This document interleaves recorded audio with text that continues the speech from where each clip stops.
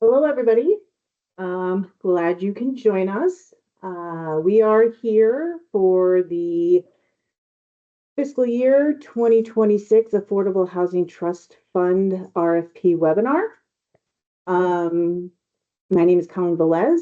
I am the acting administrator of the Housing Production Unit here at the Department of Community Affairs.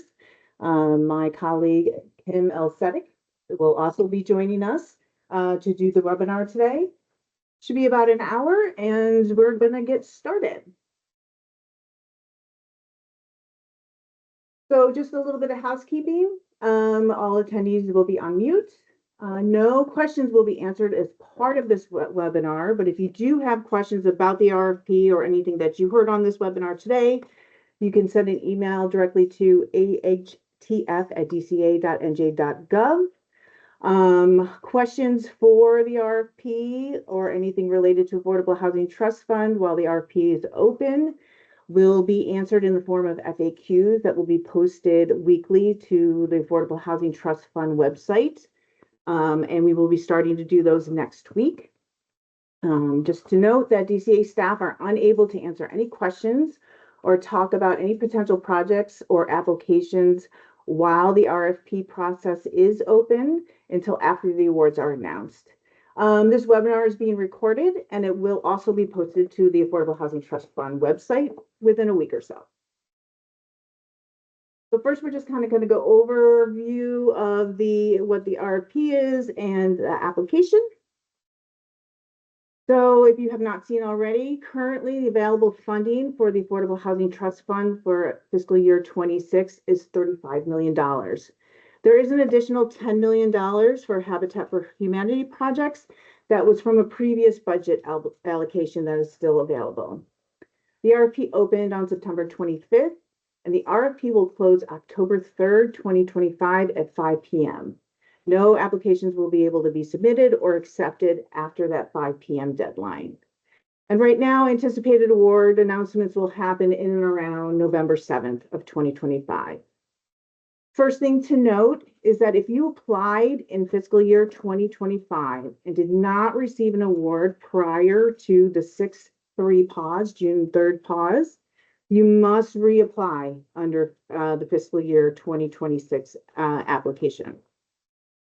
Please make sure that you read through all of the RFPs, and follow the directions. The RFP can be found on the SAGE grant opportunity page in SAGE, and it's also can be found on the Affordable Housing Trust Fund website page.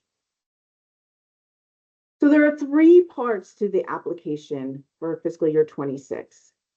Everybody must submit a fully completed SAGE application. You must submit all of the required application documents, which we will review, and you also have to submit a pro forma for your project. Again, if you applied in fiscal year 25 in SAGE, you should have the ability to copy your previous application over into fiscal year 26. If you did any kind of applications or starting applications prior to 25, say you did in 24 or earlier, you will not have that ability to copy it forward. So you have to start from scratch. If you are having any issues with SAGE, you must reach out to the SAGE help desk. The email is here. The phone number is here. It is also on the SAGE website. Please do not submit SAGE-related questions to the Affordable Housing Trust Fund email. We will not be able to support those. You have to reach out to the desk, the help desk, to receive any kind of support when you're dealing with the SAGE system. For the application, you must submit the required application documentation that's outlined in the RFP electronically now through a document portal. We will not take any documents via email or mail. So please, there is a portal we have set up for the application process this year. You must submit all documents through that portal. If you've submitted documentation previously, like I said before, in 2025, and again, if you have not received an award before that June pause, you have to resubmit everything again, and you must do it through the portal. You will be able to find the link to the document portal, excuse me, on both the Sage Grant website and the Affordable Housing Trust Fund website. The thing to note is that the portal does not have a save function, so you must be ready to go with all of your documentation because you will need to upload and submit all in one session. We will not accept multiple document submissions. So when you have all of your documentation and you are ready to go, please all upload it within one session and hit the submit button. And then all of those documents will come to us at the same time. We can't take 3 and 4, submissions for one project. We will not be able to manage making sure that all of your documents are received. As part of the application submission in a fiscal year 26, you will also either have to provide a rental pro forma or a homeownership pro forma, obviously based on what your project is and the application you are submitting. Again, links for both of the pro formas can be found on the Sage Opportunity website and the Affordable Housing Trust Fund website. The pro forma also must be submitted along with your required documentation through the portal. You still need to complete the budget pages in Sage, even though you are completing a pro forma for your project submission, and the Sage budget and the pro forma must align. So just make sure that you don't skip any steps. Don't skip the pro forma and don't skip completing the budgets within Sage. And when you do both of those things, as we're looking at the numbers, both of those numbers should align and match. Here's what it looks like out in the real world. So if you go to the grant opportunity webpage, up on the left, you will see that there is the links that are there for this document portal, submit housing production documents, and then also at the bottom, the rental pro forma and the homeownership pro forma. And then you can find this in 2 locations on the actual Affordable Housing Trust Fund website. You can find it under the drop down for the request for proposals. And then it's also highlighted on the right-hand side of the page within its own links. When you go onto the portal, this is what it's going to look like. So you will have to put in your name, you'll have to put in your email address, the data submission will auto-populate. The most important thing is that all the columns that have to have information in them that have the red star, that you have something in there or it won't be able to submit. And you must also add your Sage application number. It is a general portal that we use for all of our processes. So it says Sage application number or grant number on there, but for this 26 application, you need to be putting in the application number that is generated when you start your application in Sage. You upload all of your documents and then you hit submit. Again, like I said before, if you have already looked at the RFP, you will see that Exhibit 1 has a list of all the documents. So make sure that you understand what's on that list. If you have documents that might not be applicable to your project, please submit a document that says that is not applicable for your project, because we will not know and we will assume things might be missing. So this is the list for all of the required applications that must be submitted.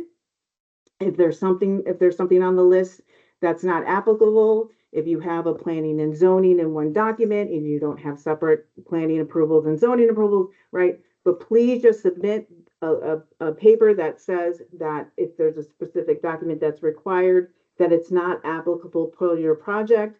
And then you should be able to show through other documents that you've provided the information that we're looking for there. So now we're going to talk a little bit about the actual RFP. So as part of the RFP this year, it's a 2-step process. The first step is that every project will go through a threshold review. And if you make it through the threshold review, the projects will go through a scored application. So the threshold review looks at basic parameters of the project. We're looking for application completeness, and we are looking at basic project readiness. That includes things like site control, funding commitments, municipal support. So we need to be looking at those things to see the type of project readiness that your project has through your application.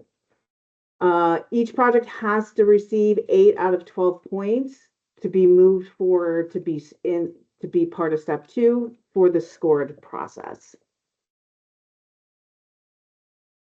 And again, this is the basic outline of the threshold review. Again, we're looking for readiness and completeness. So we have to have your complete SAGE application. We have to have all your required documents before the October 3rd, 5 p.m. deadline with the pro forma. We have to see that there's been municipal support, and it has to be documented in some type of way, that there's site control, that you have planning and zoning, or it's as of right?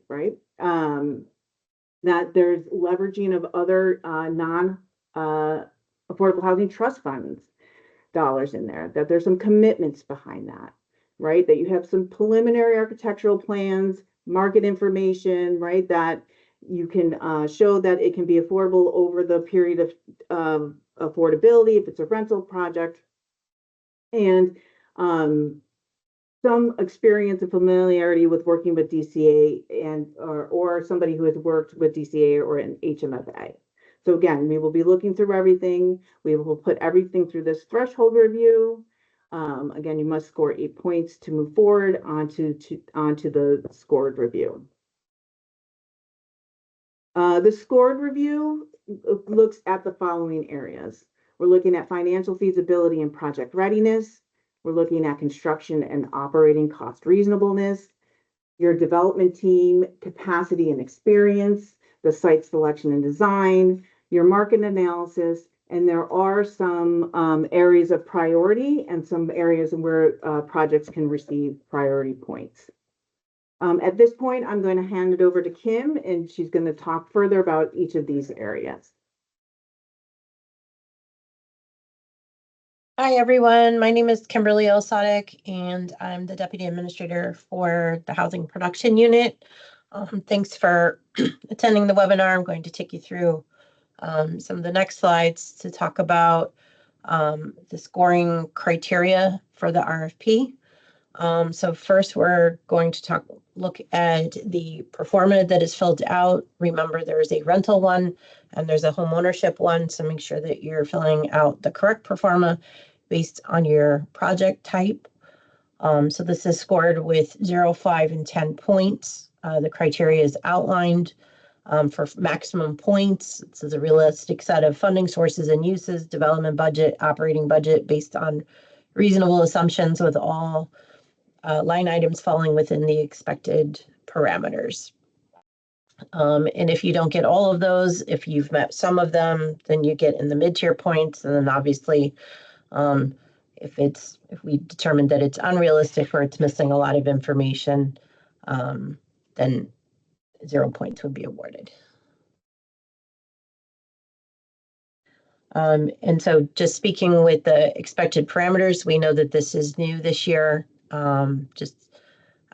To do this, but I think this aligns with many of the applications that have been submitted in the past and just generally considered acceptable by many of the common funding sources that affordable housing projects receive. So line items go through construction contingency, the maximum 5%, professional services and carrying and financing contingencies, a maximum 5% combined. You may have 5% in one line item and 0 in the other, or you may have several percent spread across the different line items. Developer fee has an 8% maximum.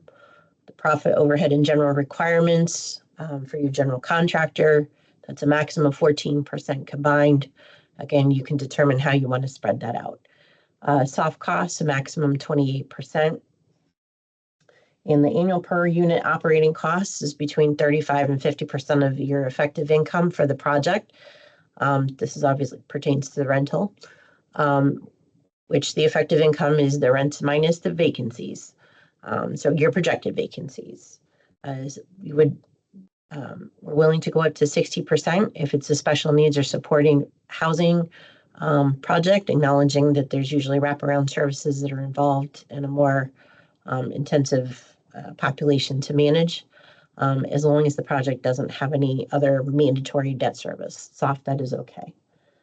Percentage change in net income. This is from your 20-year operating pro forma tab. So it's minimum 1%, maximum 3%. Percentage change in annual operating expenses is between 1% and 3% per year. Debt service coverage ratio for your mandatory debt. This is a minimum of 1.2 per 1.2. So we're not evaluating any soft debt that would you may have depending on other funding sources. Vacancy rate should be set to no more than 7%. And annual management fee should be less than $80 per month per unit, or less than 8% effective income. So that means that you may have a higher per unit per month as long as it's 8% or less of effective income. And the annual reserve contribution per unit, this is for replacement, is a minimum of $250 per unit, and we do encourage more. Just a note about homeownership applications, you will not be scored on the operating standard items. So at the end of the score, you'll have a lower score, but you'll also have a lower divisor, and we'll extrapolate the percentage. So it will be fair and equitable. So you're not penalized by having a homeownership project. So financial feasibility and project readiness. So we'll be evaluating your financing commitments on the project. So 5 points is the maximum, which includes firm letters of commitment from all other funding sources. They do not have to be closed, but should be relatively expediently closed in conjunction with the Affordable Housing Trust Fund funding stream. 3% is firm letters of commitment are finalized by some, but not all, of the other public and private funding sources. 1 point, financing commitments are substantiated with letters of interest that include terms of financing, and no points if there's if the financing letters of interest are missing from most of the identified sources of financing. Following along with measuring project readiness is evaluating your planning and zoning approvals. So if the project is zoned as of right or has obtained the necessary zoning board approval and received final planning board approval, the project will be awarded maximum 5 points. 3 points are awarded if you have the necessary zoning board approval and receive preliminary planning board approval. 1 point if the application has been filed for planning or zoning board approvals, and 0 points if no action has been taken by the planning or zoning board.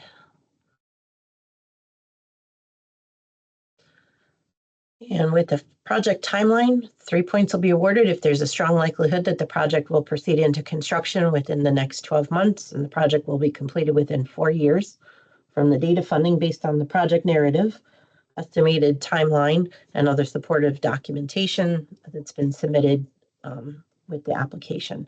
2 points will be awarded if there's a strong likelihood that the project will proceed into construction within the next 12 to 18 months, and the project will be completed more than 4 years from the date of funding based on the project narrative, estimated timeline, and other supportive documentation. And no points will be awarded if the project does not have a complete or realistic timeline.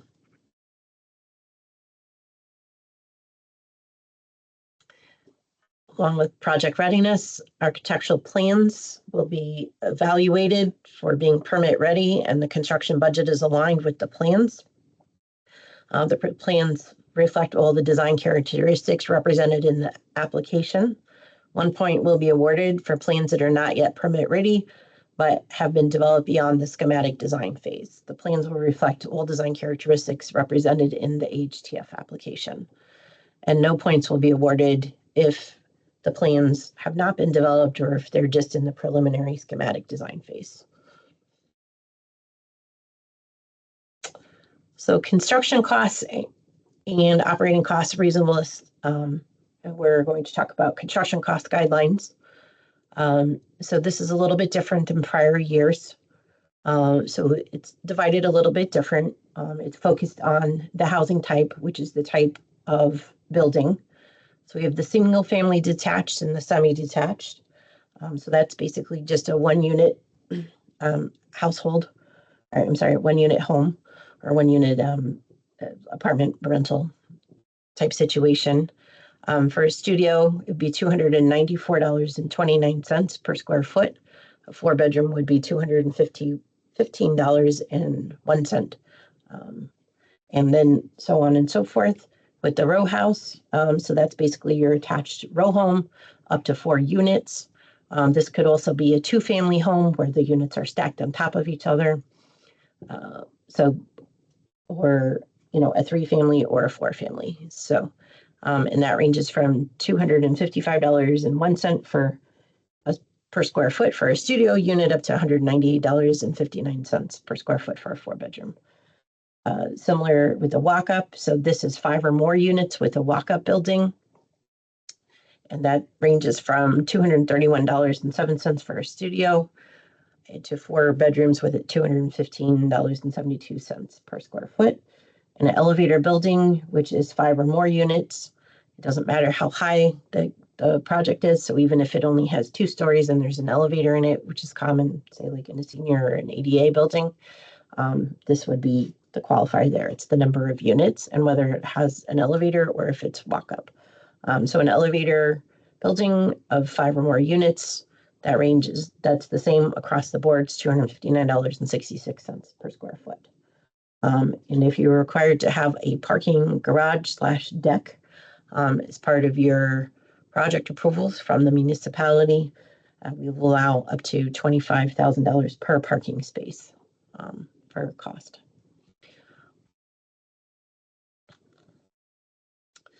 So construction cost guidelines. So 10 points will be awarded that the costs don't exceed the per square foot maximum cost. 5 points, the costs are equal to or less than 5% greater than the per square foot maximum cost, and there are reasonable justifications for the higher cost. And a reasonable justification should be a difficult site. Perhaps it's a historic property. It may be, so things like that. We would ask that the justification come in the form of a letter from your architect or your engineer citing the reasons why the cost would exceed.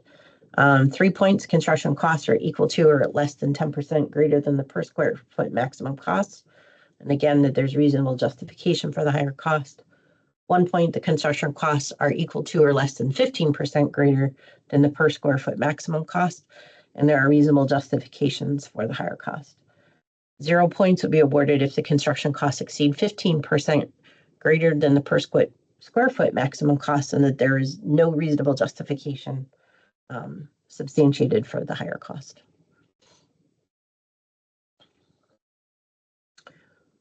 Now we're going to talk a little bit about the annual per unit operating expenses guideline, which circles back to the original table. So 5 points will be awarded for projects that have an annual per unit operating cost between 35 and 50% of total effective income, which is the rents minus the vacancies. 3 points awarded if they fall 5% or less outside of the expected range of 35 to 50% of total effective income. 2 points will be awarded if they're between 10% or less outside the expected range, 35 to 50% of total effective income. And 1 point will be awarded for per unit operating expenses that fall 15% or less outside the expected range of 35 to 50%. And no points will be awarded if the operating costs are greater than 15% outside the expected range.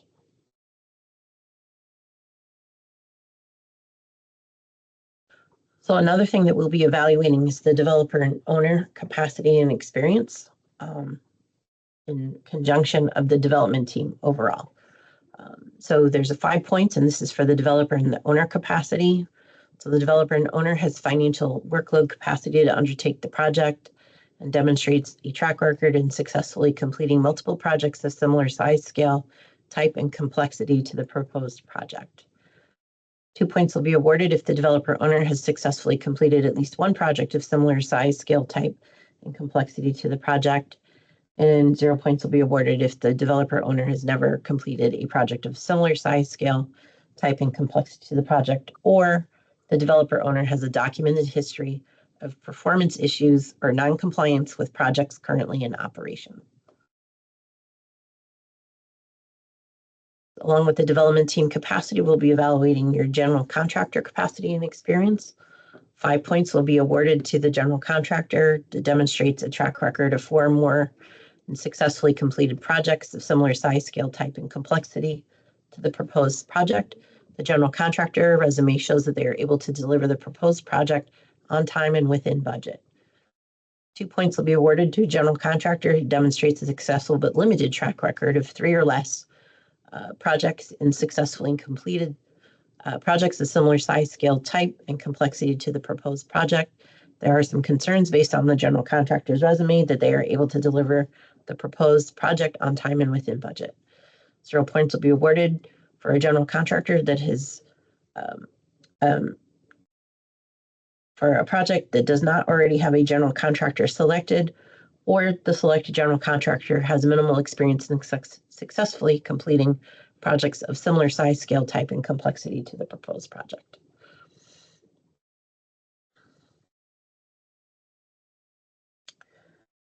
And the architect's capacity and experience will be evaluated on the following criteria.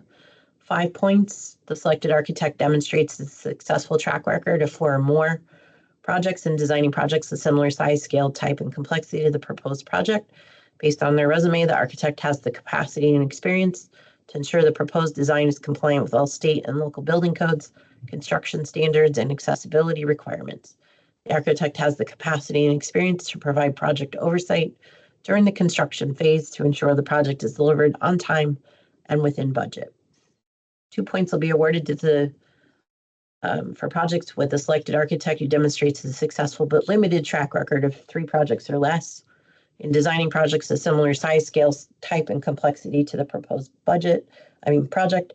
Based in their resume, there are some concerns that the architect can ensure the proposed design is compliant with all state and local codes, construction standards, and accessibility requirements, and they have the capacity and experience to provide project oversight during the construction phase to ensure the project is delivered on time and within budget.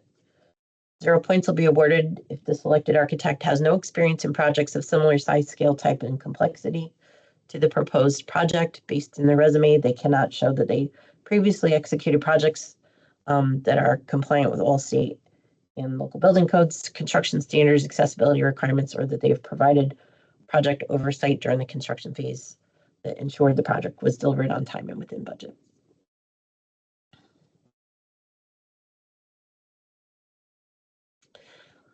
I'm going to talk a little bit about the site selection and design characteristics that the projects will be evaluated upon.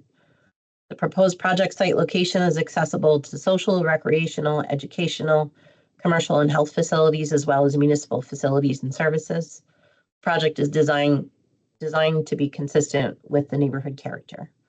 5 points will be awarded if the site selection is appropriate for use in accessible walking or public transportation that is within walkable distance to community resources.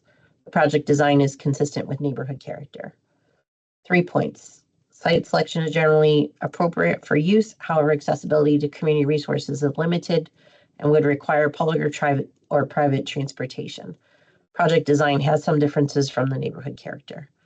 0 points will be awarded if the site selection is inappropriate for use and not accessible to community resources, or the project design does not fit into the neighborhood character.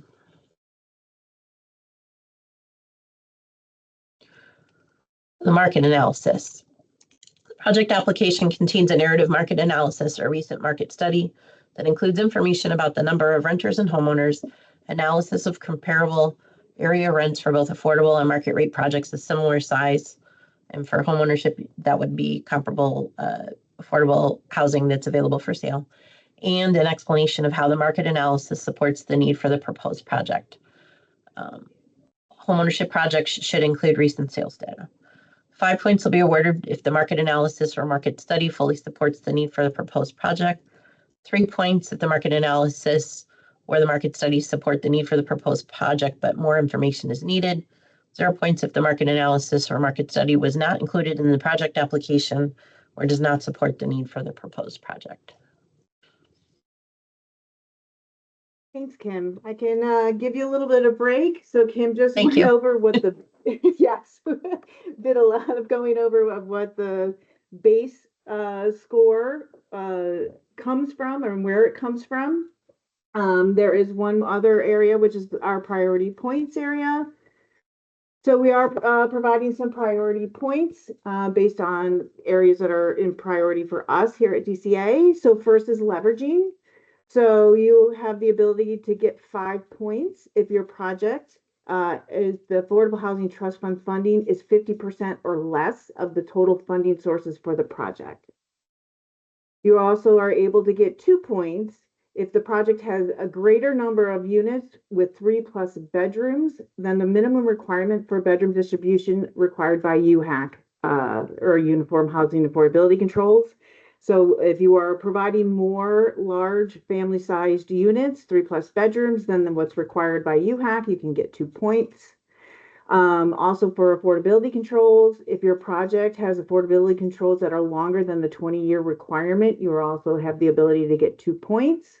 And you do get a point if you are a nonprofit developer putting in an application for the Affordable Housing Trust Fund.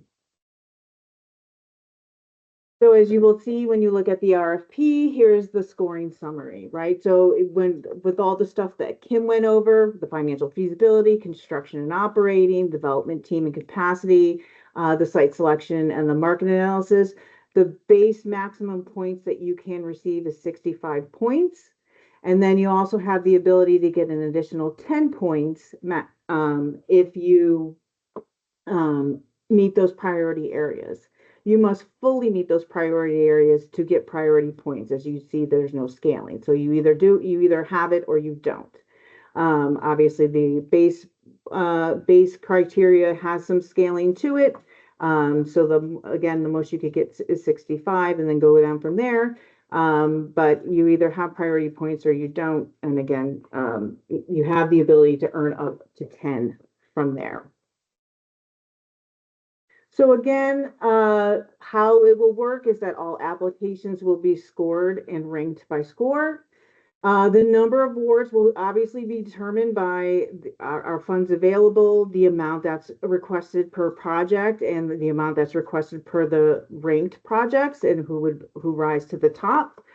The final ranking will be submitted to the commissioner, who will have final determination of what projects will receive the Affordable Housing Trust Fund funding. And again, anticipated awards announcements will be in and around November 7th. Just one final reminder for questions, please submit all the questions that you have regarding the 2026 RFP to the email address ahtf@dca.nj.gov. Again, we will be posting FAQs weekly starting next week to the website. Please continue to check the website for updates. The recording of this webinar and the slides for this webinar should be up and posted by the 18th. And again, if you've never been to the website, if you go to the DCA, you go under Housing and Community Resources, you go under Offices and Programs, there's a Housing Production area. You click on Housing Productions, and then from there, you'll see a link to the Affordable Housing Trust Fund webpage. Again, we really do encourage you to make sure you're checking to get any kind of questions that you have or other, questions that might be pertinent to you that others ask through the FAQs. All the documents, all the portals, all the links that you need are there. And again, this webinar plus these slides will be posted to the website by the end of next week. So I just want to say thank you for coming today. Thank you, Kim, my colleague, for supporting doing this webinar and taking on a lot of the speaking. And again, we look forward to your applications and hopefully we may see some of you at the Governor's Conference next week. Thank you again and have a good day.